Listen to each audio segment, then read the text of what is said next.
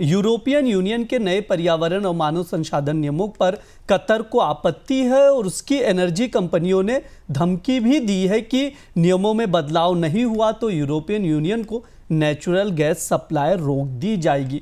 नियमों में प्रावधान है कि बड़ी एनर्जी कंपनियों को दुनिया भर में मानव संसाधन तथा पर्यावरण चुनौतियों को दूर करना होगा, नहीं तो यूरोपियन यूनियन में उनके ऊपर पेनल्टी लगेगी। सर, विस्तार से थोड़ा सा समझाइए कि कानून को लेकर क्या विवाद है, कौन सा कानून है, प्रावधान क्या है इस कानून में?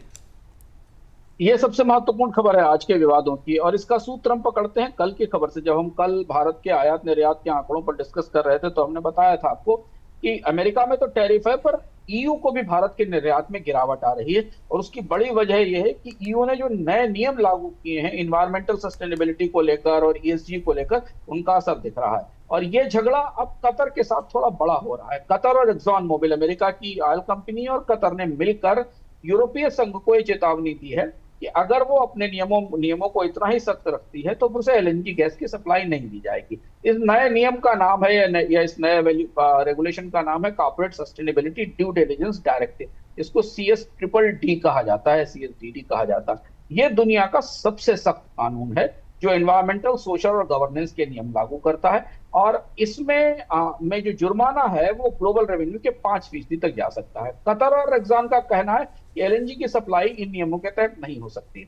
इसमें बड़ी बात यह है कि CSDD बड़ी कंपनियों की पूरी दुनिया की सप्लाई चेन को कवर करता है। मतलब ये नहीं है केवल कि वो जो ईयू को आपूर्ति कर रहे हैं उस पर ये जुर्माना लगेगा। पूरी दुनिया में कहीं भी अगर वो पर्यावरण के नियमों का उल्लंघन करते हैं, तोड़ते हैं, तो उन पर जुर्माना लगाया जा सकता है। और ये पूरी दुनिया की कानूनी गलतियों की जिम्मेदारी इसमें जोड़ी जाएगी। और इसलिए दुनिया की कंपनियां बेहद परेशान है, निर्यातक भी इससे परेशान है। कतर और एनर्जी मिनिस्टर सादल काबी का बयान था कि हम एक्सपोर्ट जारी नहीं रख सकते, तो रेड लाइन है, इसे हम क्रॉस नहीं कर सकते, क्योंकि कतर ईयू को 12 से 14% के आसपास एलएनजी देता है उनके डिमांड के बाद, और रूस की गैस की आपूर्ति खत्म होने के बाद कतर पर ईयू की निर्भरता बढ़ी है, इसलिए मामला संवेदनशील है। एक्सॉन मोबिल जो अमेरिका की कंपनी है, इसने भी मना कर दिया है कि हम यूरोप को छोड़ देंगे, यूरोप को गैस और तेल अवेलेबल नहीं करा पाएंगे, चाहे भले ही ईयू की फैक्ट्रियां बंद हो जाएं। तो ये विवाद थोड़ा गहराता दिख रहा है, पर ईयू अभी इस कानून को लेकर रिजिड है।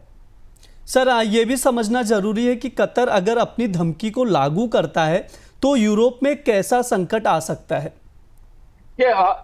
यूरोप के भीतर, ईयू के भीतर थोड़ा विरोध दिख रहा है इस कानून को लेकर। खासतौर से जर्मनी और फ्रांस इस कानून को बदलने की लॉबिंग कर रहे हैं।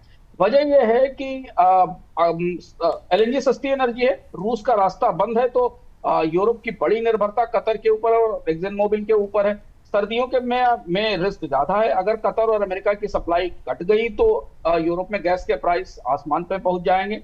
हम पिछले 6-7 महीनों से गैस के प्राइसेस में नरमी देख रहे हैं, किस्म का बेयर स्टैंड देख रहे हैं, जिसका फायदा ईयू की इकोनॉमीज को अपने सरप्लस बढ़ाने के लिए हुआ है। और इसलिए कोई वैकल्पिक आपूर्ति न होने के कारण जो जर्मनी और फ्रांस है, जिनकी औद्योगिक अर्थव्यवस्थाओं के लिए सबसे बड़ी जरूरत है गैस एनर्जी के तौर पर, वो इसका विरोध कर रहे हैं। उनके कारखाने बंद होने का खतरा है। शेल, टोटल और शेवरॉन जैसे बड़े प्रोड्यूसर्स इस पक्ष में है कि इस कानून को उदार किया जाए और बदला जाए। हालांकि क्लाइमेट ग्रुप जो यूरोप के हैं, जिनकी वजह से ये कानून लाया गया है, वो इस पर सख्ती से कायम है। और उनका कहना है कि जो ईयू ने जीरो एमिशन का टारगेट रखा है 2050 तक, इसे लागू करने के लिए ये नियम और कानून जरूरी है। दबाव है ईयू के लीडरशिप पर, इसे तो या तो टालें या बदलें या इसमें परिवर्तन करें।